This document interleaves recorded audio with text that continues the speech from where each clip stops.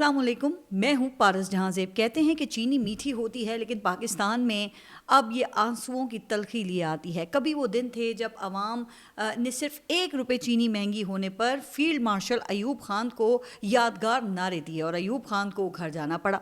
अब वो नारे ऐसे थे कि यहाँ व्लॉग में बताना तो बिल्कुल मुनासिब नहीं है। जो हाँ बुज़ुर्ग उस वक्त ज़िंदा थे उनको अच्छी तरह से मालूम है।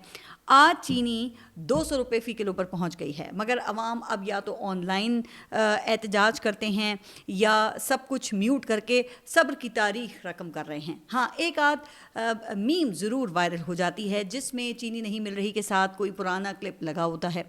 जनाब, पाकिस्तान में चीनी का कारोबार बड़ा ही हैरत अंगेज़ है। कहने को तो पाकिस्तान एक ज़रई मुल्क है और यहाँ गन्ने की खूब काश्त होती है।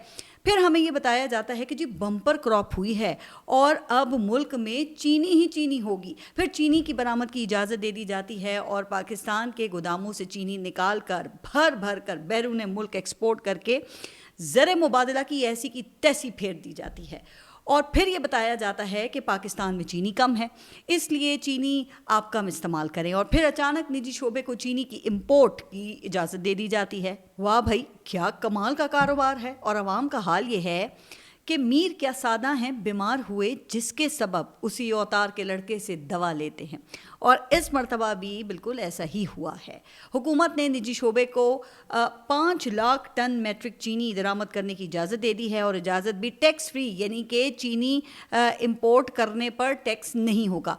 अब ये यकीनन चीनी की आसमान से छूती कीमत को कंट्रोल करने के लिए ही किया गया होगा ना, लेकिन शायद हुकूमत ख़ुद को वाकई हुकूमत समझने लगी है। अब वज़ीर आज़म शहबाज शरीफ की तो वैल्यू इतनी है कि उन्हें एक फ़्लाई ओवर की तकमील का क्रेडिट भी असल हुकूमत करने वालों को देना पड़ता है। हमारे यहाँ इसाक डार भी बस नाम के ही नायब वज़ीर आज़म हैं और फिर IMF से इजाज़त लिए बगैर टैक्स फ्री चीनी की दरामद की इजाज़त। तौबा तौबा, हुकूमत की इतनी ज़रूरत, इस हुकूमत की इतनी हिम्मत।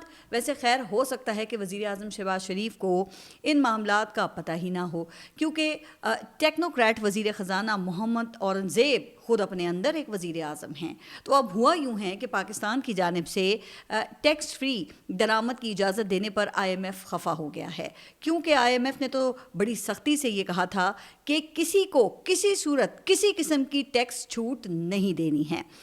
IMF ने हुकूमत पाकिस्तान की जानिब से बग़ैर टैक्स चीनी दरामद करने के फ़ैसले पर सख्त तहफ़्फ़ुज़ात का इजहार करते हुए उसे $7 अरब के जारी बेल आउट प्रोग्राम की वाज़े खिलाफ वर्जी करार दिया है। अब हुकूमत की जानिब से IMF को ये मौक़िफ़ पेश किया गया है कि ये इक़दाम खुराक की हंगामी सूरत हाल के तहत किया गया है, मगर IMF ने इस दलील को तस्लीम करने से साफ इनकार कर दिया है और अब $7 अरब के बेल आउट पैकेज को बचाने के लिए हुकूमत ने IMF के तरले मिन्नतें शुरू कर दी हैं। अगर IMF ना माना तो फिर आप सब तैयार रहें, फिर चीनी की कीमत को वो रॉकेट लगेगा जो अवाम की जेबों को भारतीय राफेल की तरह उड़ा कर रख देगा। इसलिए अभी से फीकी चाय, फीके शरबत और फीके केक पर आप गुजारा करें। वैसे भी इनकलाब फ़रांस से पहले अवाम का खून चूसने वाले हुक्मरान ख़ानदान की एक शहज़ादी ने कहा था कि अवाम के पास केक नहीं तो रोटी क्यों नहीं खा लेते। इसलिए अगर चीनी अफोर्ड नहीं कर सकते तो मर तो नहीं जाएंगे ना। वैसे भी चीनी सेहत के लिए मुज़र है। और ख़ुद हमारे फ़िलासफ़र एहसन इकबाल साहब, जो आजकल पाकिस्तान तहरीक इंसाफ के वोटर्स को दिमागी मुआयना कराने के मशवरे दे रहे हैं, वो 2 साल पहले अवाम को चीनी कम इस्तेमाल करने का मशवरा दे चुके हैं। एहसन इकबाल का इमेज मुस्लिम लीग नून के अंदर एक इंटेलेक्चुअल का है, या यूँ कह लें कि ये इमेज उन्होंने ख़ुद ही तख्लीक किया हुआ है। वो ख़ुद को एक संजीदा और सख्त गिर किस्म की शख्सियत ज़ाहिर करते हैं, लेकिन जब बोलते हैं तो फिर पोल खुल जाता है। अब वजारत तरक्की और मनसूबाबंदी, जिसे ministry of planning and development भी कहा जाता है, ये एहसन इकबाल साहब की पसंदीदा वजारत है। जब भी मुस्लिम लीग नून की हुकूमत आती है ना, एहसन इकबाल साहब ज़िद करके वजारत ये ले लेते हैं और अगले 20 से 25 साल का तरक्याती विजन दे देते हैं। हाँ, ये अब अलग बात है कि विजन वो अधूरा रह जाता है चूँकि मुस्लिम लीग नून की हुकूमत ख़त्म कर दी जाती है या एहसन इकबाल साहब की किसी दूसरी वजारत से चपकलिश शुरू हो जाती है। अब अफसोस की बात यह है कि एहसन इकबाल जैसे अजीम दिमाग से पाकिस्तान ने दुरुस्त तरीके से फ़ायदा नहीं उठाया, वरना पाकिस्तान के आइन में एक खुसूसी तरमीम करके एहसन इकबाल को कम अज़ कम 25 साल के लिए اس وزارت کا سربراہ مقرر کر دیا جاتا تاکہ پاکستان آج ترقی کی بلندیوں کو چھو رہا ہوتا۔ اب ایسے میں احسن اقبال عوام کو دماغی معائنے یا چینی کم کھا کر ذہنی اور جسمانی صحت برقرار رکھنے جیسے مشورے کیوں نہ دیں؟ پھر ویسے میرا احسن اقبال صاحب کو مشورہ یہ ہے کہ آپ مسلم لیگ نون اور پاکستان تحریک انصاف دونوں کے جو ووٹرز ہیں نا، ان کو دماغی معائنہ کروانے کا مشورہ دیں تاکہ یہ واضح ہو جائے کہ دونوں میں سے کس کا دماغ اس وقت درست کام کر رہا ہے اور کس کو سائیکیٹرسٹ یا سائیکالوجسٹ کی ضرورت ہے۔ اچھا، جہاں تک یہ جسمانی صحت کا تعلق ہے نا، تو وہ تو پہلے ہی ٹھیک ہو جائے گی، چونکہ چینی کی قیمت جب عوام کی پہنچ سے باہر ہو جائے گی تو وہ آپ کے مشورے پہ چل کر چینی ویسے ہی کم استعمال کریں گے اور یوں ہم ایک صحت مند اور توانا پاکستان دیکھ سکیں گے۔ خیر، اب ایک دوسری خبر کی طرف آتے ہیں، اور وزیر داخلہ محسن نقوی کے چند سنہری اقوال، میں نے کل بھی ان کے اوپر بات کی تھی۔ اب محسن نقوی اتنی طاقتور شخصیت ہیں کہ ان کے بیانات پر ایک ولاگ تو کافی نہیں ہے، کیونکہ وزیر داخلہ محسن نقوی بھی اس حکومت میں وہ شخصیت ہیں جو وزیر اعظم سے باوراں ہیں، اور یہ بات میں نہیں کر رہی ہوں، یہ بات تو خود حکومت کے لوگ کر چکے ہیں۔ یاد ہوگا نا آپ کو کہ رانا ثناء اللہ نے یہ کہا تھا کہ شکر ہے کہ محسن نقوی نے وزارت داخلہ منتخب کی، اگر وہ چاہتے تو اسی حکومت میں وزیر اعظم بھی لگ سکتے تھے۔ تو جناب محسن نقوی نے پاکستان تحریک انصاف کو 5 اگست کے احتجاج کی تیاری کا مفت مشورہ دیتے ہوئے یہ کہا ہے کہ پہلے وہ تیاری کر لیں، پھر ہم بھی دیکھ لیں گے۔ یعنی کہ وہ یہ کہہ رہے ہیں کہ پہلے پاکستان تحریک انصاف احتجاج کی تیاری کر لے، پھر حکومت اس کو روکنے کی تیاری کرے گی۔ اب ظاہر ہے کہ پاکستان اتنا جمہوری تو نہیں ہے کہ کسی سیاسی جماعت کو احتجاج کی اجازت ہو یہاں، لیکن میرا مسئلہ احتجاج کی اجازت نہیں ہے۔ اب وزیر داخلہ کا یہ ایک سنجیدہ بیان ہے، یہ جملہ نہ کسی مزاحیہ اسکرپٹ کا حصہ ہے اور نہ کسی ٹی وی شو کا پرومو، بلکہ یہ بیان محسن نقوی نے حقیقت میں دیا ہے۔ یہ بالکل ویسا ہی ہے جیسے کہ کوئی استاد بچوں کو کہے کہ آپ نقل کی تیاری کریں، ہم پکڑنے کی تیاری کریں گے، یا جیسے پولیس چور کو کہے کہ آپ واردات کی تیاری کریں، ہم گرفتاری کی تیاری کریں گے۔ اس بیان نے ملک میں سیاسی سنجیدگی کی وہ انتہا دکھا دی ہے جہاں اب پاکستان تحریک انصاف احتجاج نہیں کرتی، ریہرسل کرتی ہے، اور حکومت جمہوریت نہیں چلاتی، جمہوری تھیٹر پیش کرتی ہے۔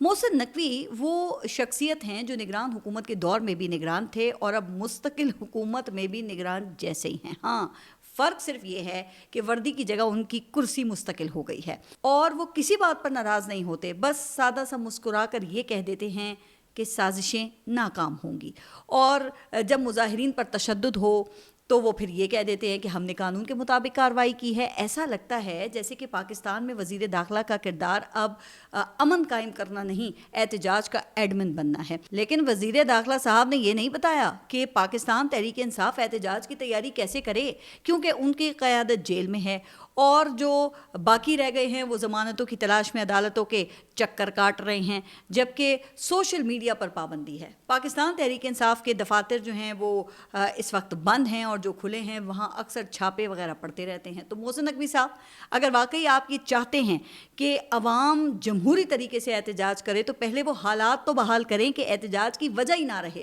ورنہ کسی دن عوام نے اگر کسی بھی سیاسی جماعت سے بالا تر ہو کر واقعی احتجاج کی تیاری پکڑ لی نا، تو پھر آپ کے ایس ایچ اوز کو دم دبا کر بھاگنا پڑے گا۔ اچھا، جن لوگوں کو اس جملے کا بیک گراؤنڈ نہیں معلوم ہے تو ان کے لیے میں یہ بتا دیتی ہوں کہ محسن نقوی صاحب نے بلوچستان میں فتنہ الہندوستان کی دہشت گردی پر تبصرہ کرتے ہوئے یہ فرمایا تھا کہ یہ تو ایک ایس ایچ او کی مار ہے، اور تب سے اب تک یہ بدبخت دہشت گرد کئی مسافروں کو شہید اور بلوچستان کی قیمتی املاک کو آگ لگا چکے ہیں، اور محسن نقوی صاحب کے ایس ایچ او اس منظر عام سے غائب ہیں۔ اب وزیر داخلہ جو ہیں وہ وضاحتیں دے رہے ہیں کہ جی میں نے تو استعارے کے طور پہ کہا تھا۔ پھر آپ یہ بھی مان لینا کہ دہشت گرد بھی استعارے کے طور پہ مزدوروں اور فنکاروں کو شہید کر رہے ہیں۔ اس وقت پاکستان سنگین خطرات کی زد میں ہے۔ اچھا، اب اکتوبر نومبر میں بھارت میں بہار کے انتخابات ہیں، اور آپ کو معلوم ہے کہ بھارت کی لوک سبھا کا چناؤ ہو یا کسی اسٹیٹ اسمبلی کا چناؤ ہو تو وہ پاکستان کی بنیاد پر ہی الیکشن لڑے جاتے ہیں. نریندر مودی پاکستان کے خلاف کھوکھلی فتح کے دعوے کر رہا ہے اور دوسری طرف مودی کی جو اپوزیشن ہے وہ بھارت کی جنگ میں شکست کے پول کھول رہی ہے اور 5 جہازوں کی تباہی اور سیز فائر قبول کرنے کی وجوہات پر جواب مانگ رہی ہے. تو اب اگر نریندر مودی نے اپنی ساکھ اور راجنیتی بچانی ہے نا تو اس کو پاکستان کے خلاف کچھ کر کے دکھانا ہوگا. اور اب سیکیورٹی ذرائع کے مطابق مودی بہار الیکشن سے پہلے پاکستان پر حملے کی ایک اور حماقت کر سکتا ہے. پھر یہ بھارتی ریٹائرڈ مسخرے پہلے ہی یہ دعوے کر رہے ہیں کہ آپریشن سندور وہ ابھی بھی جاری ہے. اب ہر طرف سے ناکام ہونے کے بعد بھارت دوبارہ پراکسی جنگ کی طرف آ گیا ہے. یہ نام نہاد آپریشن بام مزدوروں اور فنکاروں کی بسوں پر حملے اسی پراکسی جنگ کا تو حصہ ہیں. اچھا اب اگر کسی ملک کو آپ سوچیں کہ میدان میں شکست ہو, سفارتکاری میں ناکامی ہو اور عالمی سطح پر اس کا جھوٹ بار بار بے نقاب ہو تو پھر وہ پردے کے پیچھے سے ہی حملہ کرتا ہے. اور یہی حال آج بھارت کا ہے. بھارت یہ ویسے اچھی طرح سے سمجھ چکا ہے اور جانتا ہے کہ فوجی چوکیوں پر وار کرنا تو ان کے لیے اب ممکن نہیں ہے. تو اب ایسے آسان ٹارگٹس ان کی طرف سے تلاش کیے جا رہے ہیں جن سے نہ صرف خوف پھیلایا جائے بلکہ بلوچستان کے پرامن قبائلی و ثقافتی چہرے کو بھی داغدار کیا جائے. ابھی یہ 2 دن پہلے کلات میں قوالوں کی بس پر حملہ یہ ایک ایسی مثال ہے جس سے صاف یہ واضح ہوتا ہے کہ اب دہشت گردی کا مقصد خوف پیدا کرنا ہے. قوال اور فنکار جو محبت, امن اور تصفف کی علامت ہوتے ہیں انہیں دہشت گردی کا نشانہ بنانا تو اب یہ ظاہر کرتا ہے کہ بھارت اب کس حد تک نیچے گر چکا ہے. اور یہ الزام یہ صرف ہمارا نہیں ہے بلکہ خود بھارت کے ریٹائرڈ مسخرے اس الزام کی تصدیق کرتے ہیں. اب کبھی یہ گورو آریہ یہ الٹی سیدھی ایک پگڑی باندھ کر یہ کہتا ہے کہ میں نے تو بلوچ پگڑی پہنی ہوئی ہے. اب اس کی جہالت کا اندازہ اس بات سے ہوتا ہے کہ اس نے کبھی بلوچ پگڑی دیکھی ہی نہیں ہے. اس لیے تو کہتے ہیں کہ نقل کے لیے بھی عقل چاہیے. اگر تم نے پروپیگنڈا ہی کرنا ہے تو کم از کم یہ گوگل کر کے بلوچ پگڑی ہی دیکھ لیتے تو یوں بے عزت نہ ہوتے. پھر رو کی حمایت سے چلنے والا بابا بنارس جیسے ایکس اکاؤنٹس بلوچستان پر حملے کی خبریں خود ہی دے دیتے ہیں اور ثبوت دیتے ہیں کہ بلوچستان میں گڑبڑ کے پیچھے بھارت ہے. اسی لیے تو ایس سی او جیسی تنظیم نے بھی اس حوالے سے پاکستان کا موقف تسلیم کیا. اب بھارت نے ایک اور فالس فلیگ آپریشن کا منصوبہ بنایا ہے اور رو کا منصوبہ پہلے سے لیک ہو گیا ہے. تو خبر یہ ہے کہ مقبوضہ کشمیر میں جو امر ناتھ یاترا چل رہی ہے جس میں پورے ہندوستان سے ہندو ایک مندر کی زیارت کے لیے زبردستی کشمیر لائے جاتے ہیں, ان پر حملہ کروا کے پاکستان پر الزام لگا دیا جائے گا. اور بابا بنارس پہلے ہی یہ ٹویٹ کر چکا ہے. یعنی اب پاکستان کو ایک اور فالس فلیگ آپریشن کے لیے بالکل تیار رہنا چاہیے. چونکہ میں کئی مرتبہ یہ واضح کر چکی ہوں کہ مودی بہار الیکشن سے پہلے کوئی مس ایڈونچر اس نے کرنا ہی کرنا ہے اور اس مرتبہ مودی کی لنگی بھی محفوظ نہیں رہے گی. اور بابا بنارس نامی ایکس اکاؤنٹس نے اس حملے کی خبر پہلے ہی یہ کہہ کر دے دی ہے کہ اگر اب امرناتھ یاترا پر پاکستان نے حملہ کیا تو ہم پاکستان کو دنیا کے نقشے سے مٹا دیں گے. او بھائی تم ہمیں کیا نقشے سے مٹاؤ گے؟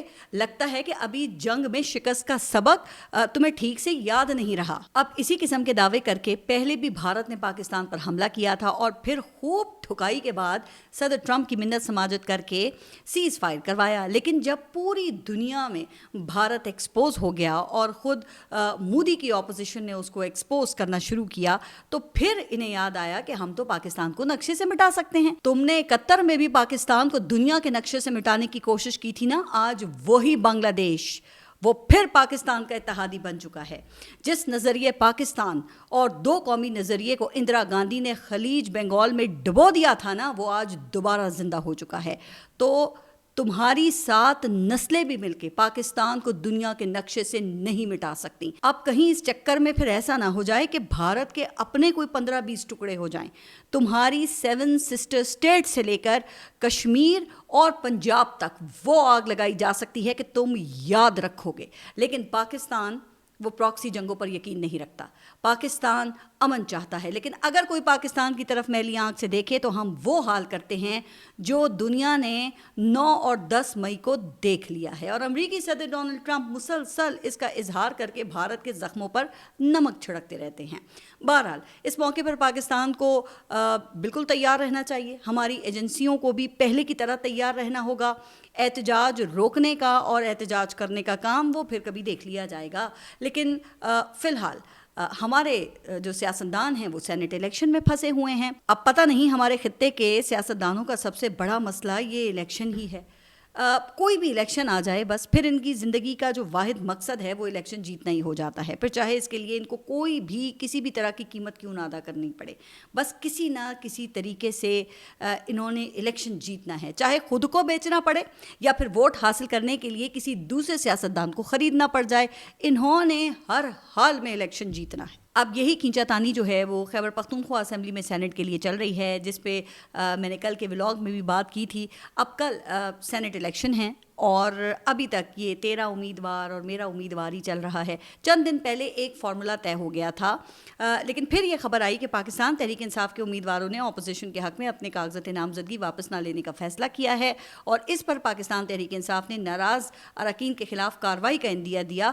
تو پھر یہ خبر آئی کہ حکومت اور اپوزیشن دوبارہ شیر و شکر ہو گئے ہیں اور مل کر الیکشن لڑیں گے۔ تو جناب اب پھر دیکھتے ہیں کہ سینٹ الیکشن کی پٹاری سے کیسا خرگوش برآمد ہوتا ہے، افہام و تفہیم سے فارمولے کے مطابق سب ہوگا یا پھر کوئی سرپرائز بھی آ سکتا ہے۔ اس کے علاوہ پھر اس وقت مونسون کا پہلا سپیل جو ہے اس میں اچھے خاصے نقصان کے بعد اب اگلے ہفتے مونسون کا دوسرا سپیل شروع ہو گیا ہے اور پورا ہفتہ یہاں تیز بارشوں کی پیشن گوئی ہے۔ تو وفاقی اور صوبائی حکومتوں سے درخواست یہ ہے کہ اپنی تیاریاں پوری رکھیں تاکہ عوام کی زندگیاں بچائی جا سکیں اور کم سے کم نقصان ہو۔ یہ نہ ہو کہ پھر کوئی نادان بزرگ حکومت کی شان میں قصیدے پڑھنے پر مجبور ہو کر مقدمات کو بھگتتا پھرے اور حکومت اس کا سافٹ ویئر اپڈیٹ کرنے میں مصروف رہے، جبکہ بارشیں وہ رحمت کے بجائے زحمت بنتی رہیں۔ آپ اپنا خیال رکھیے اور اگلے ولاگ تک کے لیے اللہ حافظ۔